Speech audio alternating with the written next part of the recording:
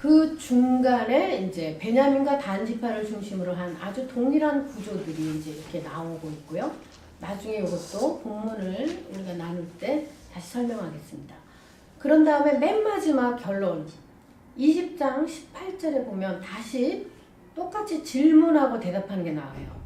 하나님에게 이스라엘 백성들이 묻습니다. 뭐라고 묻냐면 베냐민과 우리 중에 누가 베냐민과 싸우러 가리일까? 이렇게 묻습니다. 그랬을 때 하나님께서 또 유다가 올라가라 이렇게 말씀하시죠. 똑같은 구조로 되어 있습니다. 그리고 나서 결론에 틀로 말하는 게 이스라엘의 왕이 없었던 때라고 하는 것을 반복적으로 이렇게 말을 해주고 있어요. 이스라엘의 왕이 없는 때 여호수아가 죽은 이유. 예. 그렇게 반복적으로 말하고 있는 것을 볼 수 있습니다. 그래서 서론과 결론 부분의 내용적인 이제 어떤 그 구조는 같은데요. 내용 안에 숨어있는 차이가 굉장히 큽니다. 처음에는 전쟁의 대상이 누구였죠? 이방민족이었어요. 그렇죠? 그랬는데 그리고 하나님이 분명히 너희 손에 그들을 붙인다 하시면서 하나님으로부터의 승리의 약속도 있었어요. 그러나 이제 결론 부분에 가면은요. 전쟁의 대상이 누굽니까? 베냐민이니까 동족이죠. 자기 동족. 네. 그리고 결과는 패배와 몰락입니다. 이렇게 차이가 있어요.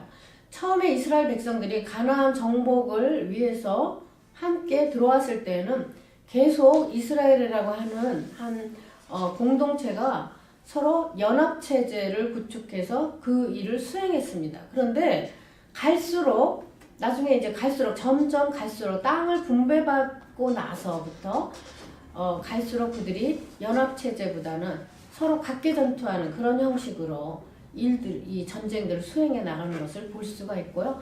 맨 마지막에는 동족끼리 싸우는 그런 아주 불미스러운 일이 이 안에 기록이 되어 있습니다. 이것을 보면 그들의 실패와 타락의 강도가 점점 높아져 가고 있다고 하는 것을 우리가 볼 수 있고요. 그러면서 이 저자가 이 말씀의 기록 목적으로 우리가 이제 추측해 볼 수 있는 건 뭐냐면 그렇기 때문에 왕이 필요하다. 이스라엘 백성들에게도 왕이 있어야 된다 하는 그 결론을 도출하기 위해서 이렇게 그 왕이 없던 시대라는 말을 반복적으로 하고 있지 않겠는가. 그런 생각도 해볼 수 있는 것이죠. 자, 그러면 사사기를 기록한 목적, 아까 전에도 우리 살펴봤지만 사사기의 기록 목적은요 3가지로 우리가 볼 수가 있습니다. 먼저 이스라엘의 불신앙이 가져온 결과로 왕정 정치가 아주 필연적이다. 이것은 필요할 수밖에 없다라고 하는 사실을 확인하려는 의도라고 볼 수가 있고요. 또 다른 한편 이스라엘의 영적인 타락과 우상 숭배가 끊임없이 이렇게 순환이 되고 있지만은 그 가운데서도 용서를 베푸시는 그 하나님의 사랑을 보여주기 위함이다. 이렇게 볼 수 있습니다. 그리고 마지막으로 그렇다면 그렇게 왕이 없던 시대라 각기 자기 옳은대로 자기 소견대로 했던 그 시대에 이스라엘의 참다운 사사는 누구냐? 그리고 진정한 왕은 과연 누구겠느냐? 하는 그 메시지를 전달해 주기 위해서 기록했다라고 하는 그런 생각을 할 수 있는 거죠. 이스라엘의 참사사 진정한 왕은 오직 여호와 하나님 한 분이라고 하는 사실을 각인시키려고 하는 그런 의도가 있는데요.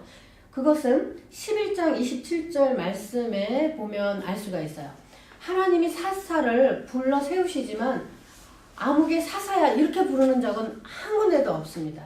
우리 사사기를 보면 큰 용사 아무개 이렇게 부르지만 사사라고 직접 뒤에 명칭을 붙여서 하나님을 부르시는 경우는 없어요. 다만 사사라고 이름을 칭하는 것은 이제 이 기록을 한 사람이 이렇게 사사라고 칭하는 것이죠. 그런데 여기 보면 11장 27절에 보면 심판하시는 여호와 그런 대목이 나오거든요.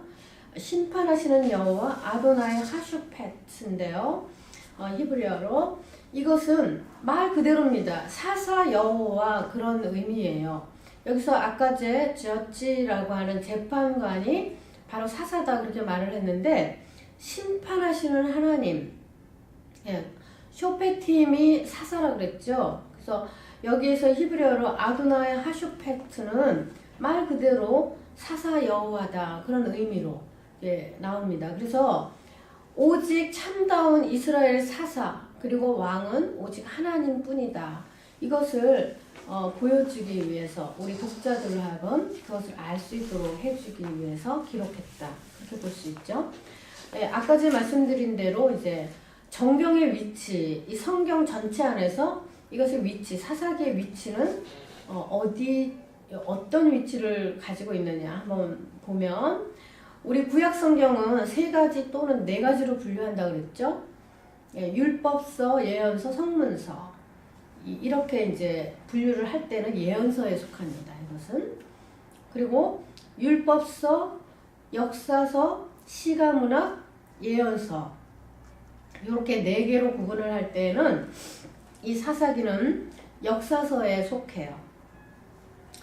예언서는 가나안 정복 계시서부터요. BC 586년에 예루살렘이 함락당하기까지 이스라엘의 역사가 기록된 그런 역사서, 이것이 예언서죠. 그런데 이 사본에 따라서는요, 룻기가 사사기에 포함되어 있는 것도 있고요, 독립된 명칭으로 실려 있는 것도 있어요. 우리가 보는 성경은 룻기가 사사기 바로 뒤에 붙어서 독립된 명칭으로 그렇게 실려 있습니다. 아까 말씀드린 것처럼 룻기는 사사시대의 한 가정의 이야기를 기록한 것이죠. 예. 사사들의 활동 시기는 대체적으로 여호수아 죽은 이후부터 엘리 제사장 시대까지다. 그렇게 보고요. 그리고 사울왕이 이스라엘 나라의 왕으로 자리를 잡을 때까지다라고 보는 경우도 있습니다. 그 이유는 엘리 제사장 이후에 사무엘까지를 사사로 인정하기 때문인데요. 우리 여기 사사기는 12명의 사사가 나오잖아요. 근데 이스라엘 사람들은 엘리와 사무엘도 사사의 계보에 넣습니다. 그런데 다만 엘리는 제사장이었고 사무엘은 선지자였잖아요. 그리고 이들이 사사로 이제 인정은 하지만 이렇게 되면 이제 14명의 사사로 확대가 되겠죠. 그러나 사무엘이 이스라엘의 마지막 사사인 것은 이제 사실이지만은 이스라엘 왕국 설립에 아주 중요한 역할을 한 인물이기 때문에 왕국의 역사에 이 사람을 넣는 것이 더 좋다라고 보는 것이에요. 그래서 사사에서는 이 사사기에는 이 사무엘의 기록이 없는 거죠. 엘리 제사장의 기록도 없는 것이고요. 그리고 이거는 그냥 이제 우리가 잘 모르는 얘긴데요. 이스라엘 백성들에게 있어서는 7은 완전수고 12도 그렇습니다. 그런데 14이라고 하는 것은 고통과 속박의 숫자예요. 이게 왜냐하면 야곱이 자기 외삼촌 라반의 집에 가서 종살이 했던 연수가 몇 년이에요? 14년. 7년. 네, 14년이잖아요. 그리고 요셉이 노예살이 했던 거, 그리고 옥살이 했던 거, 그게 전부 14년. 그래서요, 속박의 숫자, 고난의 숫자, 그게 14예요.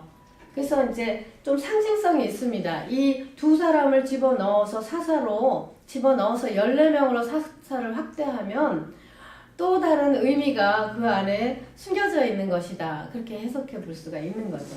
예. 자, 여기까지가 일단 우리 서론이고요. 이제 말씀 본론으로 곧바로 들어가겠습니다. 여러분들에게 제가 성경을 나눠드렸어요. 그렇죠? 예, 제 것은 어디로 없어졌습니다. 지금. 거기에 하나만 저를 좀 주시면 좋겠는데요. 그리고 왜 뒤에 있는 것 중에 아까 떨어진 것 같아요.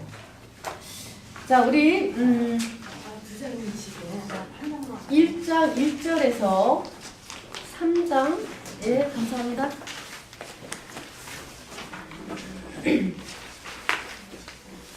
오늘 제가 아까 말씀드린 대로 서론 부분, 사명의 미완수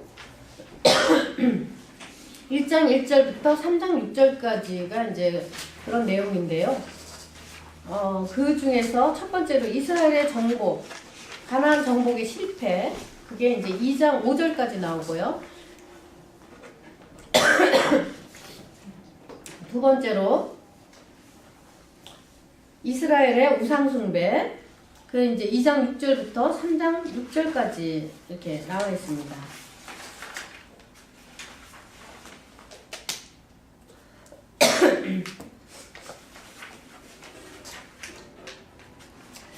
자, 우리가 이제 오늘 말씀 1장부터 들어가기 전에 좀 생각해 봐야 될 것들이 몇 가지 있습니다. 이스라엘이 광야 생활 동안에 하나님과 맺은 언약은 무엇이죠? 신명기 8장에 나오는데요. 자, 우리 한번 같이 읽어볼까요? 내가 오늘 명하는 모든 명령을 너희는 지켜 행하라. 그리하면 너희가 살고 번성하고 여호와께서 너희의 조상들에게 맹세한 땅에 들어가서 그것을 차지하리라. 내 하나님 여호와께서 이 40년 동안에 내게 광야길을 걷게 하신 것을 기억하라. 이는 너를 낮추시며 너를 시험하사 내 마음이 어떠한지 그 명령을 지키는지 지키지 않는지 알려 하심이라. 네, 제가 11절부터 좀 다시 읽겠습니다. 내가 오늘 내게 명하는 여호와의 명령과 법도와 규례를 지키지 아니하고 내 하나님 여호와를 잊어버리지 않도록 삼갈지라. 내가 만일 내 하나님 여호와를 잊어버리고 다른 신들을 따라 그들을 섬기며 그들에게 절하면 내가 너에게 증거하노니 너희가 반드시 멸망할 것이다. 여호와께서 너희 앞에서 멸망시키신 민족들 같이 너희도 멸망하리니 이는 너희가 너희 하나님 여호와의 소리를 청종하지 아니함이니라. 예, 하나님이 이스라엘하고 이런 언약을 맺으셨죠. 그래서 명령을 지키면 아주 심플합니다. 하나님의 계명, 하나님의 명령에 순종하면 그것을 지켜 행하면 하나님이 그들에게 복을 주시고 하나님이 맹세하신 그 주겠다고 조상들에게 맹세하신 그 땅에 들어가서 그 땅을 차지할 것이다. 이렇게 말씀하고 계시는 것이죠. 그런데 하나님이 가나안 땅에 이스라엘 백성들이 들어갔을 때 그곳에 철병거가 있고 가나안 거민들이 그렇게 강한 힘을 가지고 있을 것이다 라는 것을 이미 있다고 하는 것을 하나님 아셨겠죠. 그렇죠? 그렇다면 우리가 이런 의문을 가질 수가 있습니다. 하나님은 왜 그 당시에 정말 척박하기는 해도 그런 거민들이 살지 않고 강력한 무기를 가진 거민들이 살지 않는 그런 땅들도 많았을 텐데 왜 하필이면 이스라엘 백성들을 그렇게 힘든 곳에 그런 척박한 곳에 보내셨을까? 우리가 그런 생각을 할 수도 있죠. 막상 들어가 보니까 가나안이 적과 꿀이 흐릅니까? 그렇지 않잖아요. 그렇죠? 왜 하나님은 그렇게 하셨을까? 그런 생각을 가질 수밖에 없겠죠. 하나님은 이미 아셨을 것입니다. 아셨다고 말씀하고 있어요. 근데 여기 2절에 보니까 이런 말씀을 하죠. 내 하나님 여호와께서 이 40년 동안에 광야길을 걷게 하신 것을 기억하라. 너희를 구름기둥 불기둥으로 인도하신 그 하나님을 너희가 기억하라는 겁니다. 그리고 이것은 너를 낮추시고 너를 시험하사 내 마음이 어떠한지 그 명령을 지키는지 지키지 않는지 하나님이 알아보시기 위해서 시험해 보시기 위해서 그렇게 하셨다는 것이죠. 예. 그리고 이 말씀을 보면 하나님이 그래서 이스라엘 백성들을 그야말로 하나님의 언약 백성답게 살아갈 수 있도록 계속 훈련시키시는 그 체험학습을 시키시는 그 현장이 광야였고요. 그리고 가나안을 정복하는 그 기간 동안에 하나님이 계속해서 그 전쟁을 통해서 하나님이 어떠한 분인지를 그들에게 알려주셨죠. 자, 그래서 하나님이 가나안 그 거민들이 사는 그곳에 들어가기 전에 요단강을 건너자마자 하나님이 어떤 전투를 통해서 하나의 전투를 통해서 이미 가나안에 들어가서 너희들이 어떻게 전투를 해야 된다는 것을 모의 실험으로 보여주셨어요. 그 전투가 뭐였죠? 그렇게 해서 치른 전투가 여리고성 전투예요. 요단강을 건너자마자 가나안에 입성하자마자 들어오자마자 첫 관문이 여리고성이었거든요. 그래서 그 여리고성에서 이스라엘 백성들이 이미 이 다음에 우리가 가나안에 들어가서 정복 전쟁을 할 때에 이런 모습으로 하라고 하나님이 미리 보여주시는구나 하는 그런 모의 실험적인 그런 전쟁을 한번 치르게 하셨는데 그게 바로 우리가 잘 아는 여리고성 전투죠. 예. 자, 여리고성 전투에서 보면은 이제 요단강을 건너서 가나안으로 들어가는 그 관문에 있는 그야말로 금성철벽인 그 여리고성을 무너뜨리는 이 전투에서 하나님의 이스라엘에게 오직 하나님께 순종하고 하나님을 전적으로 의지하기만 하면 너희가 승리할 것이다. 이거를 직접 보여주시는 것이에요. 그래서 그들이 그동안에 전투를 하는 동안에 계속해서 무기를 가지고 싸웠지만은 이제는 하나도 무기를 사용하지 않고 오로지 하나님의 말씀에 순종하여 그분께 의지하는 그러한 전투를 직접 하게 된 것이죠. 그래서 그 여리고 전투 하기 전에 하나님이 어떤 명령을 내리십니까? 요단강을 건너서 길갈이라고 하는 것에 그들이 진을 쳤습니다. 그리고 그 길갈에서 하나님 그들에게 명령하시죠. 모든 이스라엘 백성들은 할례를 받으라 그렇게 말씀하십니다. 할례라고 하는 것은 이스라엘이 하나님의 성결한 백성이라고 하는 증거죠. 증거로 행하는 의식입니다. 그런데 생각을 해보세요. 앞으로 이제 전쟁이 바로 코앞에 있는데 할례를 받게 하시기 때문에 그 이스라엘 남자들이 전투에 나가서 힘을 쓸 수가 없어요. 그렇죠? 그것은 도저히 불가능한 전쟁이 되는 것이죠. 그런데도 하나님 왜 그렇게 명령하셨을까요? 전쟁의 승리는 하나님께 있기 때문이에요. 네, 그것을 미리 그들에게 보여주신 것이죠. 그래서 이스라엘 백성들이 모두 하나님의 말씀에 순종해서 남자들이 전부 이제 할례를 받고 그 길갈에 짐치고 있다가 하나님이 말씀하시는 대로 거기에서 유월절을 지키죠. 유월절을 지키고 그리고 나서 전투에 나갑니다.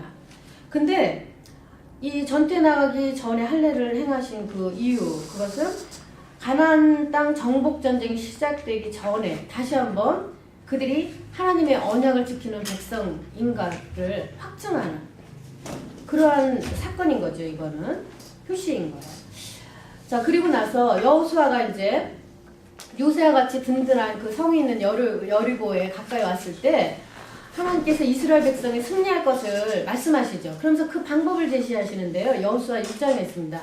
그게 도저히 그들이 전쟁했던 경험에 비추어 볼 때 불가능해 보이는 것이잖아요. 그렇죠? 그런데 모든 군사가 엿새 동안 성 주위를 매일 한 바퀴씩 돌되 맨 마지막 7째 되는 날에는 7바퀴를 돌라. 7은 완전수입니다. 그렇죠? 7바퀴를 돌아라. 그리고 제사장 7은 양각 나팔을 잡고 언약궤 앞에서 행하되 제사장들이 나팔을 길게 불어서 그 소리가 백성들에게 들릴 때 다 큰 소리로 외치라. 그러면 성이 무너져 내릴 것이다. 이렇게 말씀하시는 거예요.